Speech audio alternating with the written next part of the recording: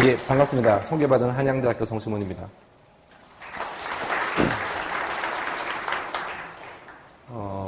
오늘 이 자리에서 제가 소개해 드릴 거는 CFD에 관련된 이제 이론, 기본 이론, 기초 이론을 말씀드릴 건데, 그 전에 간단하게, 저에 대해서 소개를 해드리면, 저는 사실 오늘 이 주제와는 맞지 않아요. 저는 전공이 유체역학이긴 하나 실험 유체역학이고요.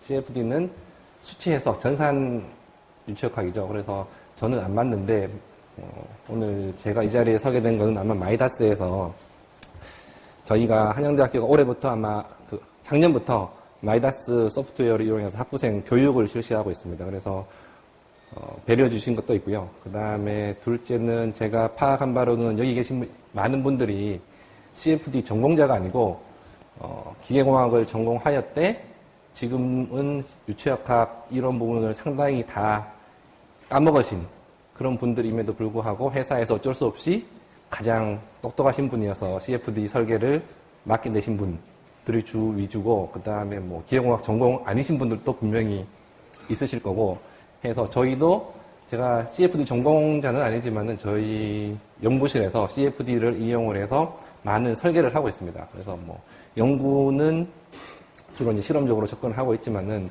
간단한 유동 시스템 같은 경우는 CFD를 써서 하고 있기 때문에 아마 여러분들하고 제가 눈높이가 잘 맞을 것이다 라고 생각을 해서 마이다스 IT에서 저를 초청해 주신 것 같고요.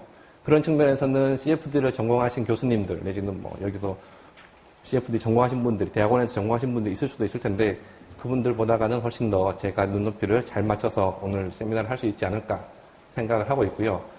그 다음에 또 다른 이유는 저희가 학부 이제 수업을 CFD 관련된 학부 수업을 준비를 하면서 정리해 둔 자료가 있어서 그걸 소개해 드릴 수도 있고, 또한 이따 나오겠지만은 이거에 가장 적합하신 분이 있어요. 오늘 이 주제에 가장 적합하신 분이 제가 알기로는 뭐 국내 CFD 전문가가 워낙 많지만 건국대학교 나양 교수님이라고 계신데 이 내용으로 강의 자료가 되게 다양한 강의 자료가 많이 있으세요. 근데 그분이 얼마 전에 우리 연구실에 오셔갖고 CFD에 대한 그 강의를 해주셨는데 그때 받아둔 자료도 있고 해서 그분의 허락을 얻어서 발표 자료를 최대한 쉽게 구성을 했습니다. 그래서 오늘 거기에 대해서 제가 말씀을 드릴까 합니다.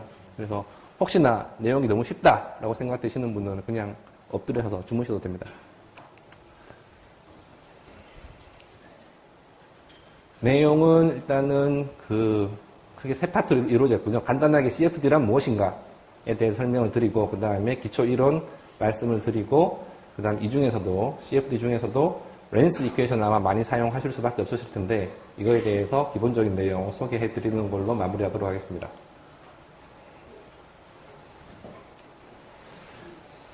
일단은 CFD는 전산 유체역학인데, 유체역학이라고 하는 것은 쉽게 말해서 유체들의 움직임을 연구하는 학문이죠. 그래서 유체 입자의 움직임이라고 하면은 유체 입자가 이동하거나 회전하거나 변형을 하는데 그런 것들을 일으키는 힘까지도 함께 연구하는 학문이 바로 플루이드 다이나믹스 유체역학이 되는 거고요.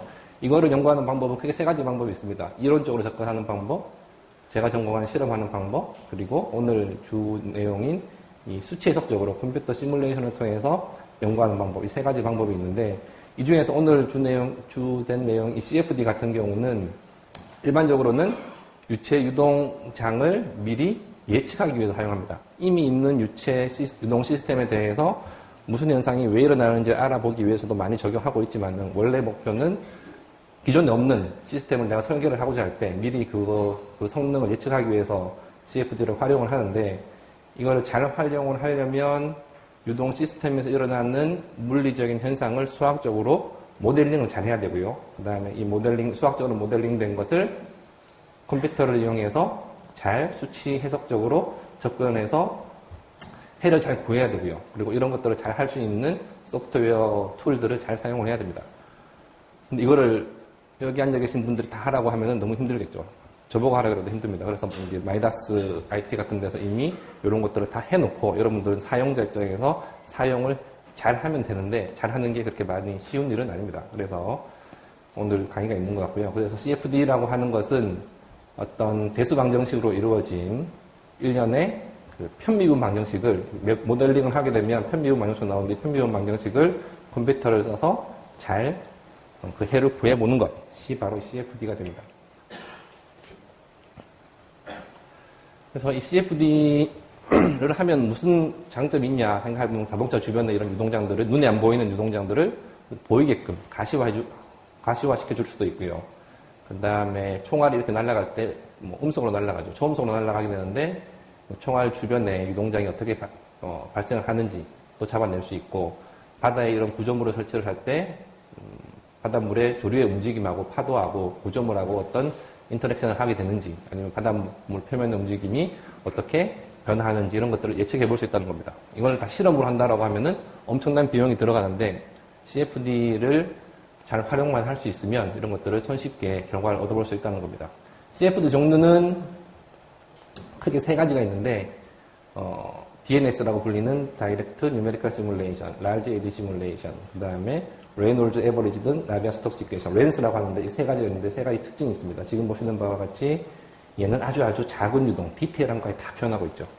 얘는 LES는 DNS보다는 덜하지만은 그래도 어느 정도 디테일한 표현까지, 유동까지는 잡아내고 있습니다. RANS라고 하는 것은 전체적인 모양은 비슷하게 나오는데 디테일한 건 없어지고 하여튼 거시적인 유동장들만 보여주고 있죠.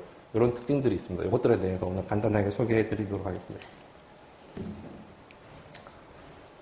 그래서 이따가 차이를 조금 더 설명을 해드리겠지만 DNS는 뭐냐 하면은 아까 전에 제가 수학적으로 유동장을 모델링을 할 필요가 있다고 했는데 그렇게 모델링 된 거를 어떠한 과정도 없이 컴퓨터를 이용해서 푸는 거예요. 그래서 이름이 바로 직접 수치모사, Direct Numerical Simulation이 되는 거고 어떠한 과정도 안 들어갑니다. 그래서 여기서 에러라고 하는 것은 사용자가 잘못 사용하지 않는다면은 에러라고 하는 것은 수치 에러.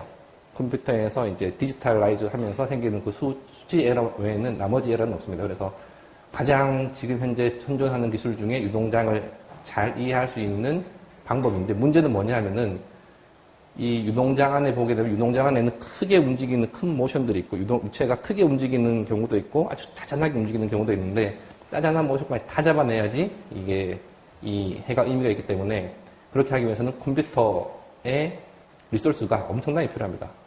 얼마 전에 알파고 얘기도 했었는데 알파고가 사용하는 컴퓨터보다 훨씬 더 큰 리소스를 사용을 해서 문제를 풀어도 이만큼 뜯어내기 힘듭니다. 그래서 사실은 얘는 연구용으로 밖에는 사용할 수 없고요. 지금 현재도 기업에서 뭐 어떤 설계를 하기 위해서 쓴다는 것은 거의 지금 불가능에 가깝습니다. 대부분의 대학 연구실에서도 DNS를 할 수 있는 연구실은 리소스의 한계 때문에 그리고 시간적인 제약 때문에 제한되어 있습니다. 그래서 정답을 얻어낼 수는 있지만은 얘는 비용이 너무 많이 든다. 그런 특징이 있고요.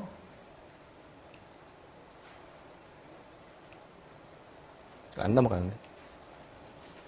그 다음에 LES, Large Eddy Simulation인데 큰 에디만 시뮬레이션 하겠다는 겁니다. 큰 소용돌이,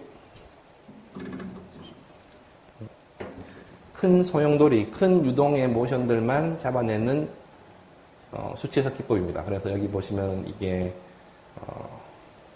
조력 발전에 들어가는 그 날개들인데, 터빈 블레이드들인데 이 주변의 유동장들을 시뮬레이션을 했는데 아까 전에 앞서 보셨던 DNS보다는 그 작은 모션들은 없지만 큰 모션들은 잘 잡아내고 있습니다. 그래서 얘는 그 DNS보다는 훨씬 더 경제적이죠. 경제적인데 여전히 많은 컴퓨터 리소스를 필요로 하고 있고 얘도 아직까지는 기업 활동에서 적용하기에는 컴퓨터 리소스가 너무나 많이 들고 또 이거는 돌리기에는 CFD 전공자가 돌려도 그 해가 정확하게 나오지 않는 그런 문제들이 있기 때문에 아직까지도 필드에서는 많이 사용되고 있지는 않습니다. 하지만은 DNS로 해결할 수 없는 문제들을 최대한 물리적인 현상들을 잘 반영하면서 알아낼 수 있는 방법이기도 합니다.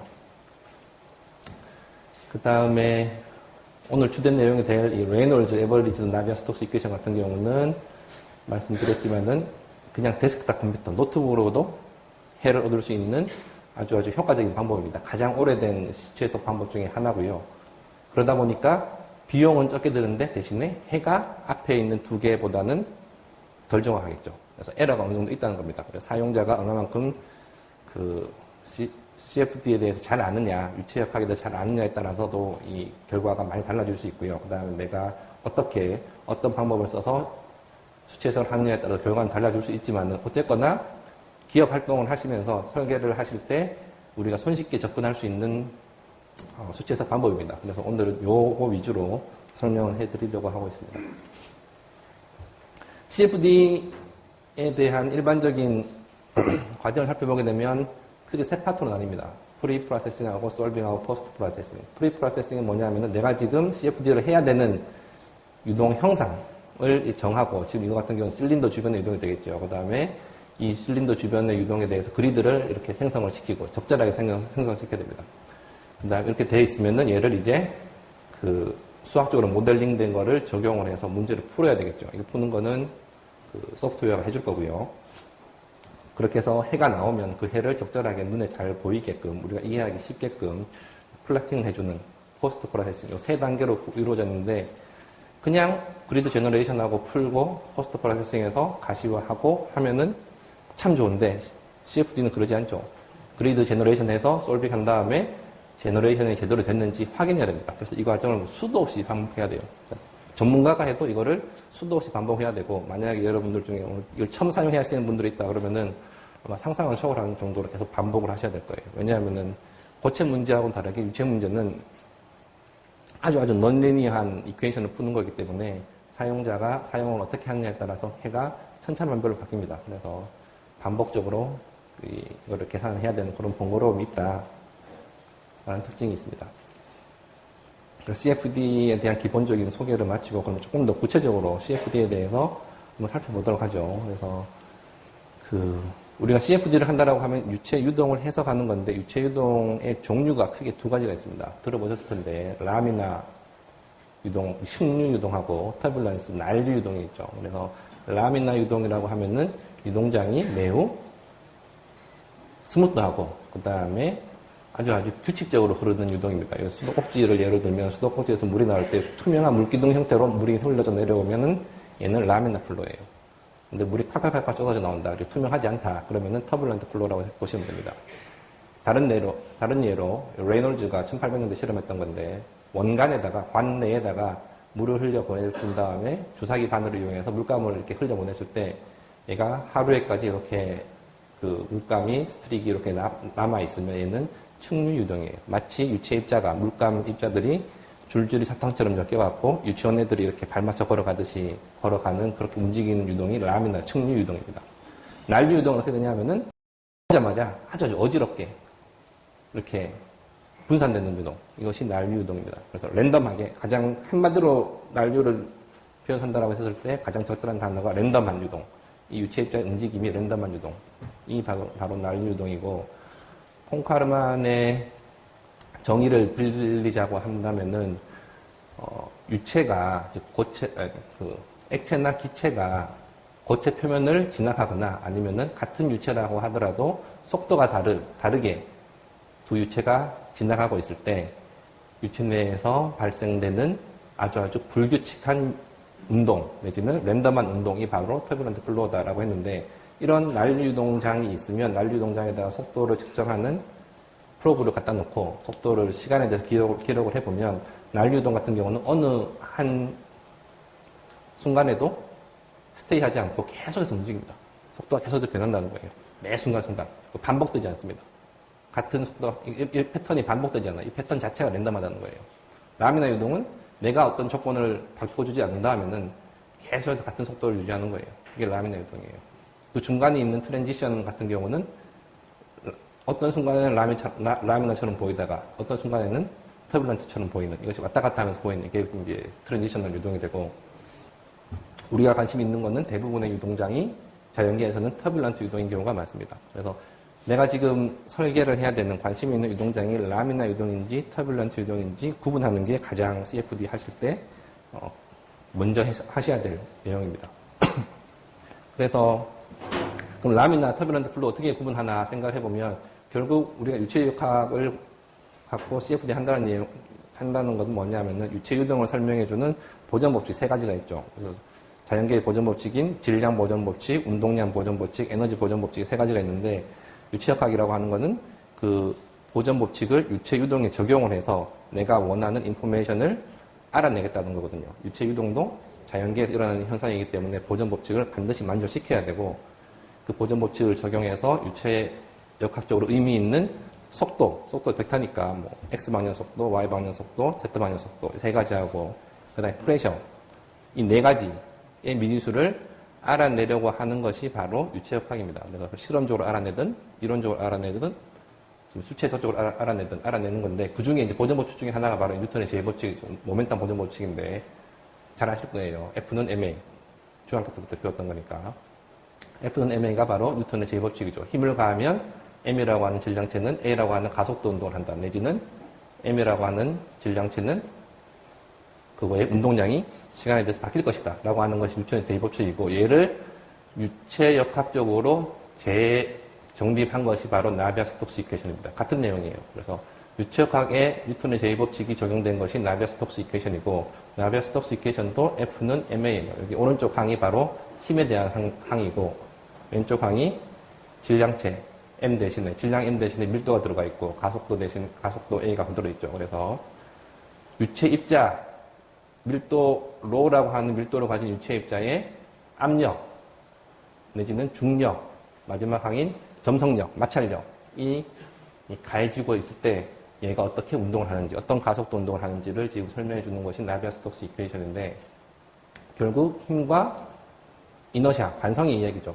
그죠? 그래서 이런 각각의 힘들과 그 다음에 이 관성의 비를 갖고 우리가 그 무차원수를 정의를 합니다. 그래서 들어보셨을 텐데 레놀즈 수는 관성력과 점성력의 비고 그 다음에 관성력과 압력의 비가 바로 이 프레셔 코에피션트 내지는 오일러 수가 되는 거고 중력과 관성력의 비가 바로 프루드 넘버가 됩니다. 그래서 유체역학에서는 대부분 다 이렇게 무차원수로 갖고 이야기를 하는데 이 중에서 이 레놀즈 수가 중요합니다. 레놀즈 수를 가지고 라미나 유동인지 터뷸런트 유동인지 구분을 하게 됩니다. 그래서 우리 학생들도 우리 학부생들도 아니면 우리 대학원생들도 흔히 착각하고 있는 게 이 라미나 유동하고 터뷸런트 플로우하고 구분하는 기준이 뭐냐라고 하면은 레놀즈 수라고 대답을 잘합니다. 그 기준되는 값이 뭐냐고 물어보면은 무조건 2000이라고 그래요. 교과서에 2000이라고 되어 있거든요. 근데 2000에는 조건이 있습니다. 그냥 2000이 아니고 인터널 플로우인 경우 파이프 유동, 채널 플로우인 경우에 한해서는 레놀즈 수 2000을 기준으로 이보다 훨씬 작으면 라미나 유동, 훨씬 크면 터뷸런트 유동. 2000 근방이면은 저도 몰라요.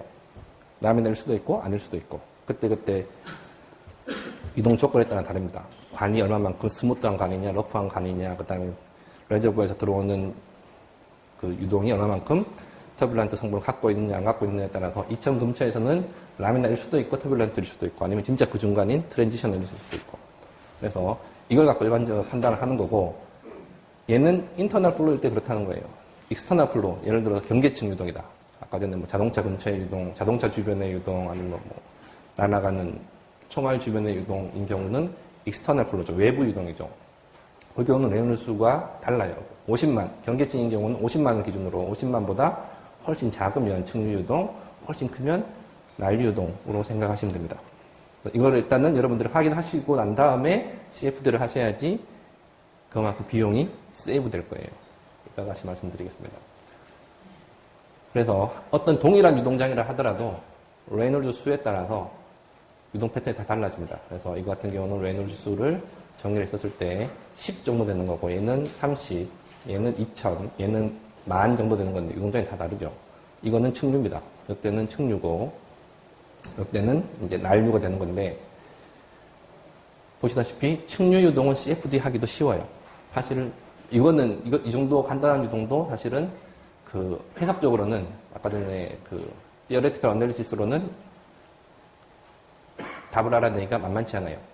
그래서 CFD를 해야 되는데 얘는 CFD를 했을 때 쉽게 답을 얻어낼 수 있습니다. 얘는 무지 비싼 비용을 치르고 답을 얻어내야 되는 거예요. 그래서 내가 레놀즈 수를 먼저 계산해서 내가 지금 라미나 유동을 해석을 해야 되는구나, 설계를 해야 되는구나, 터뷸런트 플로우를 해석을 해야 되는구나, 그걸 먼저 아실 필요가 있습니다. 그래서 우리가 CFD를 이용을 해서 어떤 유동 문제를 푼다라고 했었을 때 여러분들이 직접 하진 않죠. 보통 그래픽 유저 인터페이스에서 클릭해서 풀어라고 하면은 풀게 되는데 그 풀이 과정을 디테일은 모르겠지만은 그래도 그 비하인드에 들어가 있는 티어리는 아셔야지 이 결과에 대해서 내가 평가를 하고 해석을 할 수 있기 때문에 그거에 대해서 말씀드리도록 하겠습니다. 일단은 유체 유동을 우리가 수학적으로 모델링을 해야 될 필요가 있다고 했는데 그 모델링 한다는 게 뭐냐면 아까 말씀드렸던 보존 법칙, 질량 보존의 법칙을 유체 유동이 따라야 한다. 라고 해서 나온 게 바로 이 이퀘이션입니다. 컨티뉴이티 이퀘이션. 모멘텀 보존 법칙, 뉴턴의 제곱법칙이죠. 이것을 유체 유동이 따라야 한다. 라고 해서 나온 이퀘이션이 이건데 이름이 나비아-스톡스 이퀘이션입니다. 하나하나 항에 대해서는 말씀드리지 않겠습니다. 그 다음에 에너지 보존 법칙을 적용해서 얻은 유동 지배 방정식은 사실 다른 게 있는데 일반적으로는 베르놀리 이퀘이션 해석 종이하고 연필만 갖고 계산할 때는 베르놀리 이퀘이션을 많이 쓰니까 베르놀리 이퀘이션도 에너지 보존 법칙에서 나온 이퀘이션이니까 이렇습니다. 그래서 보통 우리가 CFD 한다라고 했을 때 열 문제를 고려하지 않으면 온도 문제를 고려하지 않으면 이 두 가지만 푸는 거예요. 이 두 가지만 보시면은 아까 전에 제가 미지수가 4개라 그랬죠. 속도, 세 성분, 프레셔 하나. 그래서 여기가 속도 U1, U2, U3하고 그다음에 프레셔 미지수 4개고 식이 4개입니다. 여기 1개, 요 식은 하나가 아니고 3개죠. X방향식, Y방향식, Z방향식. 전체적으로 식이 4개고 미지수 4개이기 때문에 우리가 풀 수 있다는 거예요. 손으로도 풀 수 있는데 뭐 몇만 년 걸리겠죠. 몇십만 년 걸릴 것이고 컴퓨터로 풀면은 DNS로 풀면 그것도 몇십 년 걸릴 것이고 LES로 풀면 몇 년 걸릴 것이고 렌스로 풀면 오늘 안에 해결할 수 있고 그렇게 됩니다. 그럼 어떻게 푸느냐 컴퓨터는 이런 이퀘이션들을 어떻게 푸느냐 이산화해서 풉니다. 컴퓨터가 풀 수 있도록 이산화하는데 예를 들어서 앞에 보면은 이런 미분항들이 있죠. 속도를 미분하고 뭐 프레셔를 미분하고 이런 항들이 있는데 그런 항들을 이런 이산화 디스크리타이제이션이라고 하는 수치해법으로 미분을 하는데 쉽게 말하면 이거예요. 예를 들어서 파란색이 여기 하늘색이 내가 알아내야 되는 어떤 X 값 대비 시간 값 대비 어떤 Y 값의 변화라고 한다 치면은 시작 포인트는 내가 알고 있는 거예요. 이니셜 컨디션을 알고 있는 거죠.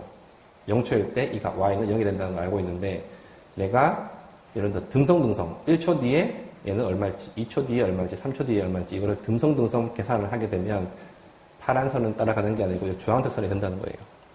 근데 1초 뒤로 생각하지 않고 이걸 따라가기 위해서 이거 기울기는 내가 알고 있다 했을 때 이 파란색의 기울기를 알고 있다 했을 때 0.5초 단위로 이거를 기울기를 따라서 선형적으로 기울기를 따라서 가다 보면 이렇게 되는 거고 0.5초가 아니고 0.25초, 0.125초 계속 반으로 줄여 나가다 보면 내가 얼마만큼 세분화해서 기울기에 대해서 시간을 증가시키면서 이거 Y값을 예측을 하느냐에 따라서 보면 점점 파란색이 근접하게 되어 있죠.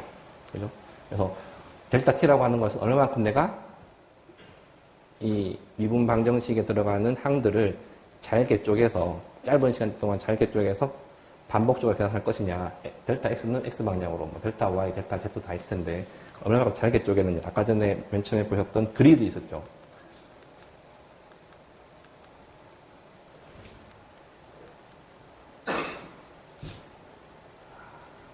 넘어가겠습니다. 시간이 없으니까. 그리드를 얼마만큼 세밀하게 세밀하게 구성을 할 것이냐. 그거하고 이거하고 연결되어 있다는 거예요. 그래서 듬성듬성해도 결과는 나옵니다. 수렴됩니다. 보통 우리 학생들도 마찬가지인데 수렴만 되면 결과가 옳다라 정답이라고 생각하는데 그거는 내가 시험 봤을 때 내가 답을 딱 찍고 정답이라고 마침 딱 찍으면 내가 100점 받는다고 생각하는 거랑 똑같은 거예요. 여기도 보시면은 어떻게 하는지 알아서 결과는 나옵니다. 근데 그 참값하고 파란색 값하고 차이가 항상 크죠. 그죠? 그래서 이 차이가 크기 때문에 이걸 줄이기 위해서는 많은 노력을 해야 된다는 거예요. 제대로 해야 된다는 거예요. 그래서 그리드를 그렇게 제너레이션을 잘해야 되고 그리고 저런 구배가 어떤 물리량의 변화가 클 때 속도의 변화가 크다든지 프레셔의 변화가 크다든지 이런 데다가 더 촘촘하게 그리드를 짜 넣으셔야 되는데 그렇게 했다라고 해서 모든 문제 해결되지는 않습니다. 보시다시피 아까 전에 질량 보존의 법칙, 운동량 보존의 법칙을 푸는 거는 미분 방정식을 푸는 거예요. 그러니까 방정식, 연립 미분 방정식을 푸는 건데 연립 편미분 방정식을 푸는 건데 맨 처음에 항상 필요한 것이 이 문제도 마찬가지고 시작 포인트는 필요하죠.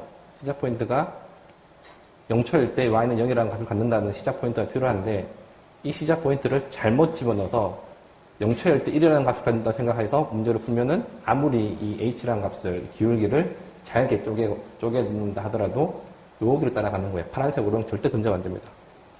이니셜 컨디션 주는 게 중요하다는 거예요. 다른 말로 바운더리 컨디션 주는 게 중요하다는 거예요. 시간에 대해서는 이니셜 컨디션, 공간에 대해서는 바운더리 컨디션을 적절하게 쓰는 것이 필요로 한데 무진장 중요한데 제가 회사에 가보거나 아니면 우리 학부생들 아니면 심지어 제 방에 있는 저희 대학원생들도 그냥 맡겨놓으면은 소프트웨어 회사에서 그냥 만들어 놓은 디폴트 값을 씁니다.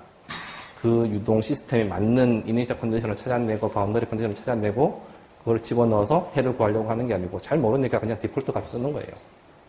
그러면은 엉뚱한 결과가 나온다는 거예요. 결과는 나옵니다. 결과만 나오면 이게 답은 아닌데 이렇게 어떤 식으로 하면 결과가 나오는데 틀린 결과가 나온다는 얘기죠. 그래서 CFD를 할 때 중요한 거는 뭐냐면은 그리드도 적절한 그리드를 구성하는 게 필요하지만 당연히 필요하지만 이니셜 컨디션, 바운더리 컨디션을 반드시 알아야 되는데 이거는 CFD로 알 수가 없어요. CFD 하기 전에 알아야 되는 거예요. 그래서 CFD를 하시는 분들도 이런 건 아셔야 된다. 그리고 이니셜 컨디션, 바운더리 컨디션이 수치 해석의 그 솔루션에 지대한 영향을 줍니다. 근데 이걸 어떻게 아느냐? 항상 이 문제에 봉착하는데 결국은 이거를 하기 위해서 학부 때 유체역학을 배우고 대학원 가서도 이론을 배우는 거예요. 일단은 내가 이미 나한테 인포메이션이 주어져 있는 곳을 CFD 해석의 경계로 잡습니다. 아까 전에 실린더 주변에 유동 공장이 있었는데 그냥 사각형이 아니고 내가 이미 어딘가에 인포메이션을 알고 있으면 거기서부터 시작을 해야 된다는 거예요. 그것을 경계로 잡아야 됩니다. 경계로 해서 시작해야 되고 일단은 이니셜 컨디션, 바운더리 컨디션을 내가 모르면 실험을 해서라도 알아내야 된다는 거예요. 안 그러면 CFD 하는 게 큰 의미가 없다는 거예요. 결과가 엉뚱할 수가 있기 때문에. 근데 도저히 실험할 상황이 아니다. 실험할 조건이 안 된다. 라고 하면은 가장 비슷한 경우에 대해서 실험을 했거나 CFD 했던 논문들을 찾아서 거기서 따와야 된다는 거예요. 그것도 안 된다. 그러면은 학부 때 배웠던 유체역학에서 배웠던 컨트롤 발륨 어널리시스 다 까먹으셨겠지만은 다시 기억을 하셔서 교과서를 보고 원디 어널리시스입니다. 그거라도 해서 경계에서 지금 속도가 어떻게 되는지, 포물선 속도 뭔지, 난류 속도 뭔지, 아니면 프레셔가 뭐 어느 정도까지 드랍이 되어 있는지 아셔야 되는 거고, 내가 만약에 경험이 많다. 그러면 이거 다 생략하고 그냥 직관에 의해서 줄 수도 있겠죠. 여기는 아울릿이 대기압일 거야. 라고 줄 수도 있습니다. 근데 이거 다 쉽지 않은 얘기, 어느 정도 경험이 있어야 되는 거고, 가장 여러분들한테 잘 맞는, 여러분들이라고 하는 거는 CFD 전공자가 아님에도 불구하고 회사에서 가장 똑똑하셔서 CFD를 맡게 되신 분들 한데 적절한 경우는 제가 볼 때는 센서티비티 테스트인 것 같아요. 이니셜 컨디션 여러 가지를 바꿔주면서 시뮬레이션 해보고 그 결과가 얼마만큼 이니셜 컨디션에 의해서 많이 바뀌는지를 보는 거예요. 바운더리 컨디션도 바꿔가면서 해보고 결과가 얼마만큼 거기에 센서티브한지를 테스트를 해봐서 내가 주고 있는 이니셜 컨디션, 바운더리 컨디션이 적절하다, 아니다 라는 거에 대해서 자신감을 가져야 된다는 거예요. 그도저도 아니면은 어쩔 수 없죠. 뭐 디폴트 쓰는 수밖에. 근데 어떤 경우가 됐든 그 결과는 이니셜 컨디션, 바운더리 컨디션에 따라서 바뀔 수도 있다. 이 결과가 이 정도의 오차를 갖고 있다는 것을 아시고 설계를 하셔야 된다는 거예요. 그래서 아까 전에 CFD 타입이 3개 있다고 그랬죠. 그래서 DNS 같은 경우는 앞서 보여드린 나비아 스톡스 이퀘이션을 어떠한 과정 없이 그대로 푸는 거예요. 컴퓨터를 이용해서. 그래서 가장 비쌉니다. 이거 풀이하는데 여기 넌리니어 텀들이 있기 때문에 엄청난 비용이 들어가요. 그래서 오늘의 날씨를, 내일의 날씨를 한반도도 필요 없고 서울 주변의 내일의 날씨를 DNS로 우리가 전 세계에 있는 모든 컴퓨터를 동원해서 계산해보자. 내일 날씨를 정확하게 예측하기 위해서. 라고 했을 때 내일 날씨가 언제쯤 나오냐면은 몇십 년 뒤에 나와요. 아무 의미 없죠. ADS도 마찬가지. ADS 같은 경우는 이 나비아 스톡스 이퀘이션을 DNS로 하면 너무 시간 오래 걸리니까 얘를 그 모델링을 통해서 이런 거에 대한 모델을 통해서 좀 계산량을 줄여주는 케이스가 라지 AD 시뮬레이션이에요. 그래서 아까도 얘기했지만은 난류인 경우는 유체입자가 크게 움직이는 경우도 있고 짜잔하게 움직이는 경우도 있는데 대부분의 에너지는 유체입자가 크게 움직일 때 그 에너지가 에너지가 거의 많이 들어가 있어요. 그래서 에너지 측면에서 그 짜잘하게 움직이는 소소하게 움직이는 애들은 그냥 시뮬레이션 하지 않고 모델을 통해서 그냥 어떤 값으로 집어넣어버리고 크게 움직이는 애들만 수치적으로 제대로 풀겠다라고 하는 것이 바로 라지 AD 시뮬레이션이고요. 그 식은 이렇게 되는데 여기까지만 일단 이해하시면 될 것 같아요. 렌스 이퀘이션은 뭐냐? LES보다 훨씬 더 많은 것을 모델링을 합니다. 그래서 에너지 분포가 이렇게 있으면 크게 움직이는 애들, 중간 움직이는 애들, 조금만 움직이는 애들이 있으면은 조금만 움직이는 애들, 중간 움직이는 애들, 크게 움직이는 애들 전부 다 무시해버리고 그냥 평균적으로만 나비아-스토크스 이퀘이션을 시간에 대해서 풀겠다라고 하는 것이 렌스 이퀘이션이에요. 그래서 얘는 덜 정확한 대신에 무지 빨리 적은 비용으로 계산할 수 있는 거고 이 두 가지는 정확한 대신에 비용이 많이 들어가죠. 그래서 회사 레벨에서 쓸 수 있는 건 아니에요. 학교 레벨에서도 ADS만 하더라도 학교 레벨에서 학교 연구실 다니면서 쓸 수 있는 데가 그렇게 많지 않아요. CFD를 전문으로 하는 랩에서만 할 수 있는 수준입니다. 좀 더 구체적으로 살펴보게 되면 이 터뷸런스에서 이렇게 뭐 큰 모션, 큰 움직임, 작은 움직임이 있다라고 말씀드렸는데 이게 뭐냐면은 켈빈 헬먼츠 그 인스테빌리티에서 여기 볼텍스 플로 와동이 소용돌이가 생기는 건데 위에는 빠르게 움직이는 물체, 밑에는 느리게 움직이는 물체가 지나간다 했을 때 발생되는 유동 구조고요. 여기만 보시더라도 여기 뭐 볼텍스 하나, 둘, 셋, 넷, 다섯 개 이렇게 크게 다섯 개 보이죠. 이 안에 또 들어가서 보게 되면 큰 소용돌이 안에 작은 소용돌이들이 엄청나게 있습니다. 작은 소용돌이 안에 더 들어가 보면 더 작은 소용돌이들이 있습니다. 그래서 이 큰 소용돌이의 크기는 전체적으로 이렇게 유동장 사이즈, 도메인 사이즈에 비례해서 라지 스케일이 결정된다고 생각하시면 되고요. 스몰 스케일은 콜모그로프 스케일이라고 하는데 가장 작은 스케일을 콜모그로프 스케일이라고 하는데 큰 스케일 안에 큰 소용돌이 안에 작은 소용돌이 안에 더 작은 거, 더 작은 거에서 어디까지 작아지느냐?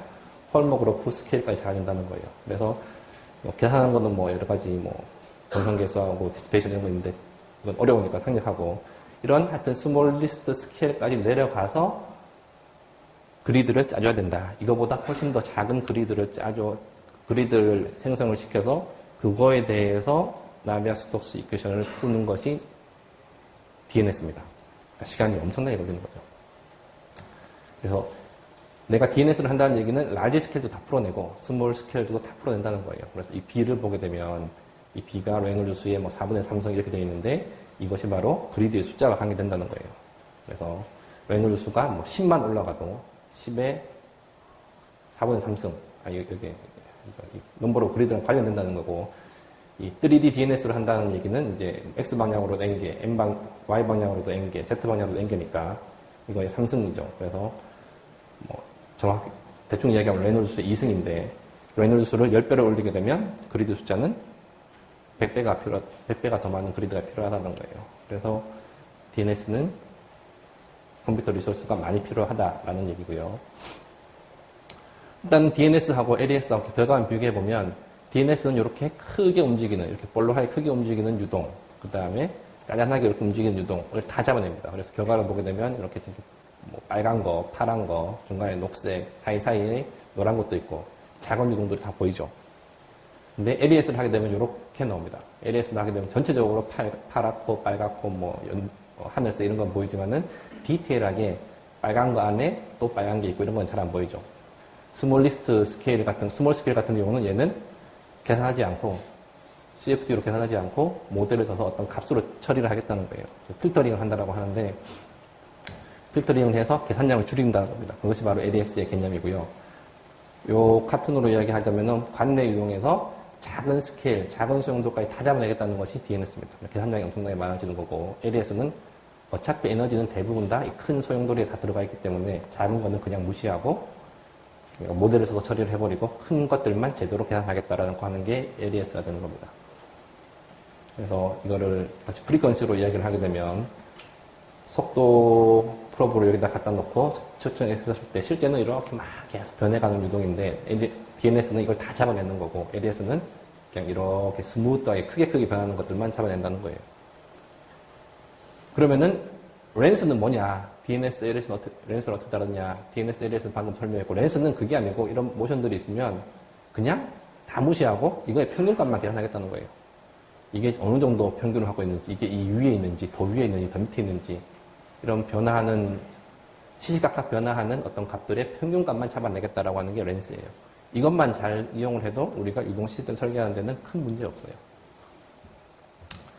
이거를 에너지 스펙트럼으로 이야기해 보게 되면 이게 프리퀀시라고 생각하시면 됩니다. 그래서 프리퀀시가 높다는 얘기는 작게 움직인다. 작고 빠르게 움직인다는 얘기고, 프리퀀시가 낮다는 얘기는 큰 소용돌이가 천천히 움직인다는 생각하시면 돼요. 그래서 이 DNS 같은 경우는 큰 모션부터 작은 모션까지 다 계산한다는 거고, LAS는 큰 모션, 중간 모션만 잡아내고, 작은 모션들은 가정을 통한 모델을 통해서, 가정에 기초한 모델을 통해서 계산하겠다는 것이고, 렌스는 큰 모션, 아주 제일 큰 모션들만 잡아내고, 수치에서 잡아내고, 나머지는 다 모델하겠다는 거예요. 이런 차이가 있습니다. 이런 특징들이 있다는 걸 아시고요. 다시 한번 정리를 해보게 되면, 아마 대부분 여기 계신 분들은 DNS, LAS가 뭔지는 궁금하실 텐데, 사용하실 일은 없으실 것 같고, 대부분 렌스를 사용하실 것 같아요. 그래서 보시게 되면, 그리드를 요구하는 그리드 숫자는 렌스가 제일 작습니다. DNS 제일 많고, 컴퓨테이셔널 코스트도 DNS가 제일 리소스가 많이 잡아먹고요. 렌스, 데스크탑, 노트북 수준에서도 할 수 있습니다. 에큐러시는 당연히 DNS는 정답인 거고, LAS는 중간답인 거고, 렌스는 오차가 큽니다. 그래서 컴퓨터 클래스는 PC, 얘는 워크스테이션, 얘는 슈퍼컴퓨터가 필요한 거죠. 달리 이야기하면 같은 얘기인데, 그리드를 얘는 콜스하게 짜도 되고, 렌스 같은 경우는 대신에 평균 유동만 알 수 있다. 계속해서 이렇게 유치입자들이 막 요동을 치는데 그런 요동장 하나도 잡아내지 못하고 무시하고 평균적인 값들만 알아낼 수 있다는 게 렌스고, DNS는 그 모든 걸 잡아내겠다라고 하는 게 DNS가 됩니다. 여기까지가 CFD에 대한 기초 이론이고요. 그래서 제가 생각할 때는 저도 그렇고 이 LES나 DNS보다는 실제로 업무에는 렌스를 사용할 수밖에 없을 거예요. LES만 하더라도 워크스테이션이 필요하다고 했는데 워크스테이션으로 사실 해결 안 됩니다. 슈퍼컴퓨터 써야 돼요. 제대로 하려면. 그래서 아마 회사에서도 대부분 다 렌스를 쓰실 텐데 렌스에 대해서 한번 지금 4분 남았으니까 간단하게 설명해 드리도록 하겠습니다. 렌스 이퀘이션 같은 경우에 뭐 여러 가지 모델들이 있는데 생각하고, 그다음에 레놀즈라고 하는 유명한 걸출한 학자죠. 1895년도에 제안한 방법을 사용한 것이 레놀즈 에버리지드 나비아-스톡스 이퀘이션입니다. 그 뒤에 뭐 폰카르마이나 프렌틀이나 콜목으로 부르는 사람들이 많은 기여를 했었고요. 그다음에 최근까지도 계속해서 이렇게 발전이 이루어지고 있는 분야입니다. 개념이 뭐냐면은 난류 유동장에 대해서 충류는 지금 걱정 안 해도 돼요. 충류는 그냥 나비아-스톡스 이퀘이션 DNS 쉽게 말해 DNS 풀면 됩니다. 시간 얼마 안 걸려요. 충류에서는 그 작은 모션이라고 하는 게 없기 때문에 그냥 풀면 되는데 이제 난류 풀 때가 문제인데 난류를 보게 되면 매 순간순간 동일한 위치에서 매 순간순간 속도장을 보게 되면 이렇게 바뀐다는 거예요. 어떻게 바뀔지는 신도 몰라요. 시간이 없으니까 넘어가겠는데 아인슈타인도 난류를 포기하고 상대성 이론 발표회에서 노벨상 받은 거예요.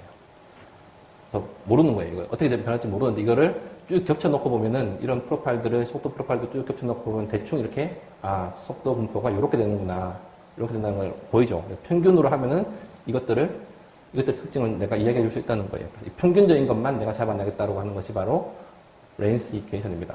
그래서 설명을 한 거고요. 그래서 오랜 시간 동안 어떤 속도의 변화를 내가 다 잡아내서 그것을 평균값을 취하겠다라고 하는 게 기본 개념이고요.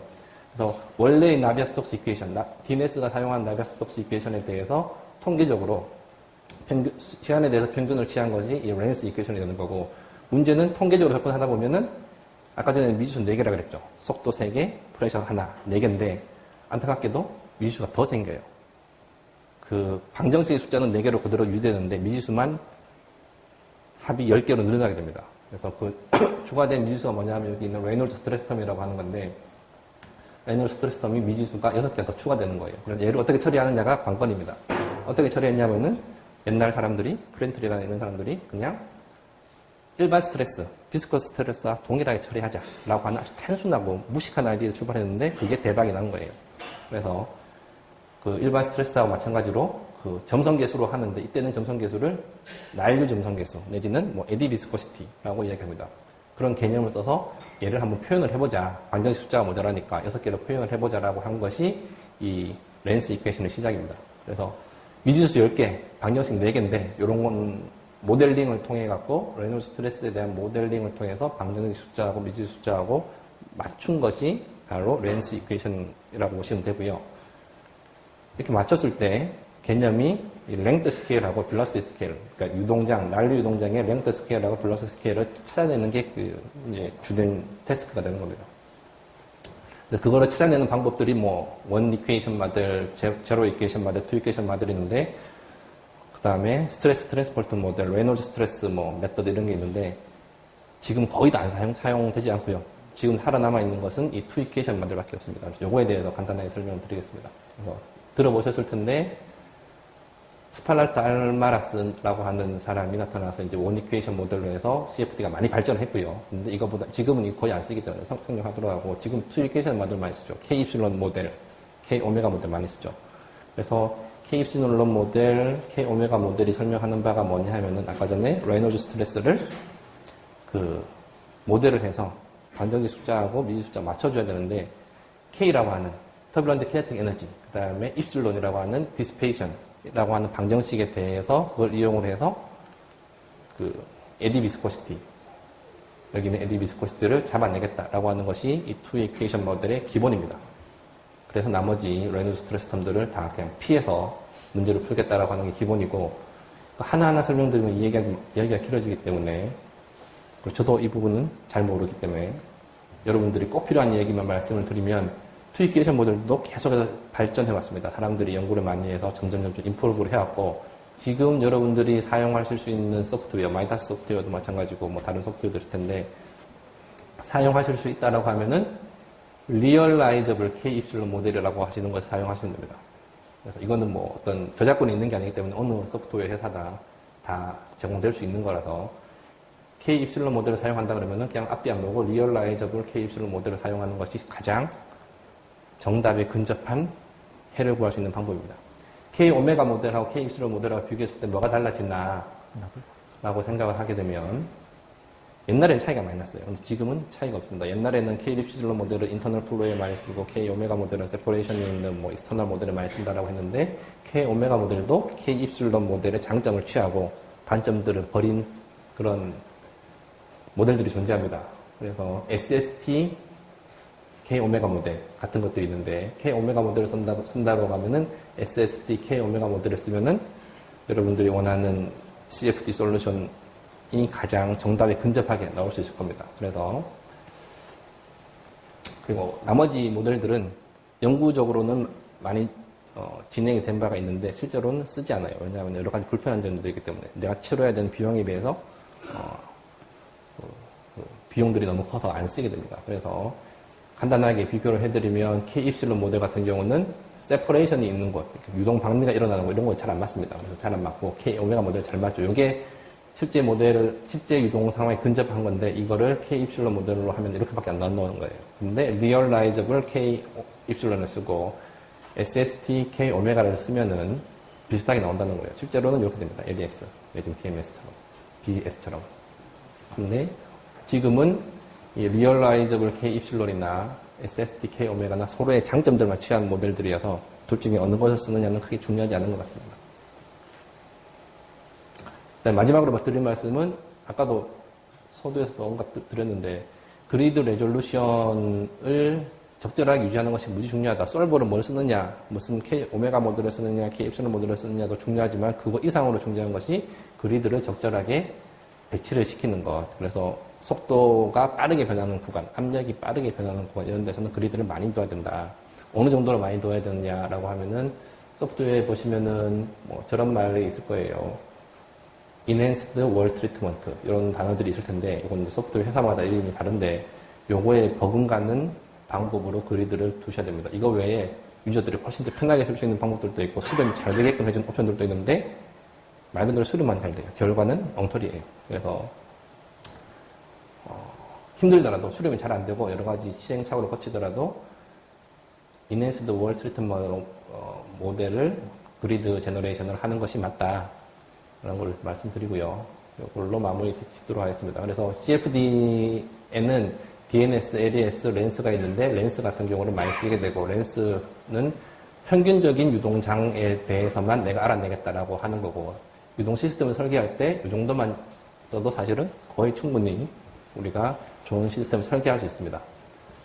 그리고 렌스 이퀘이션에서 여러 가지 모델들이 있는데, 사용할 때 그냥 리얼라이저블 K 입실론 모델이나 SSD K 오메가 모델을 쓰면은 지금까지에서는 제일 잘 맞더라라는 거고, 이거보다 더 중요한 것이 정확한 이니셜 컨디션, 바운더리 컨디션을 어떤 식으로든 찾아내서 반드시 그걸 쓰셔라. 디폴트 값 쓰시면은 해가 달라진다 라는 거 기억해 주시면 될 것 같고, 그리드 레졸루션, 즉 고체 표면 근처에서 속도 고리가 큰데 이런 부분에서 그리드를 충분히 많이 넣어야 된다. 그러면은 계산 시간은 길어지지만은 그거는 그럴 가치가 있다라는 말씀이고요. 그리드 디펜던시 테스트를 해야 된다. 그리드를 충분히 넣어야 된다는데 얼마만큼 충분히 넣느냐. 결국 시행착오 이거 해볼 수밖에 없다는 거예요. 10,000개 넣어보고 50만 개 넣어보고 100만 개 넣어보고 200만 개 넣어보고 결과가 바뀌는지 안 바뀌는지를 반드시 확인해 보셔야 된다는 거예요. 그리드를 많이 넣고 적게 넣고에 따라서 결과가 달라지기 때문에. 그리고 오늘 자료의 대화의 한 상당 부분은 건국대학교 나영 교수님이 CFD 전문가세요. 이분이 제공하신 거니까 반드시 기억을 해주시고요. 그 다음에 시간이 짧아서 많이 말씀을 못 드렸는데 학부 수준의 유체역학 이론에 대해서 좀 궁금하시다라고 생각하면 제 1년치 강의가 이미 인터넷에 다 올라가 있어요. 유튜브에도 올라가 있고요. 우리나라에서 관리하는, 교육부에서 관리하는 코리아 오픈 콜스웨어 공개 강의 사이트가 있는데 구글에 들어가서 송치문 유체역학하면 제일 먼저 나옵니다. 2개 나오니까 1학기 거, 2학기 거 다 나오는데 무료 공개 강의니까 활용하시면 될 것 같습니다. 여기까지로 마치도록 하겠습니다. 감사합니다.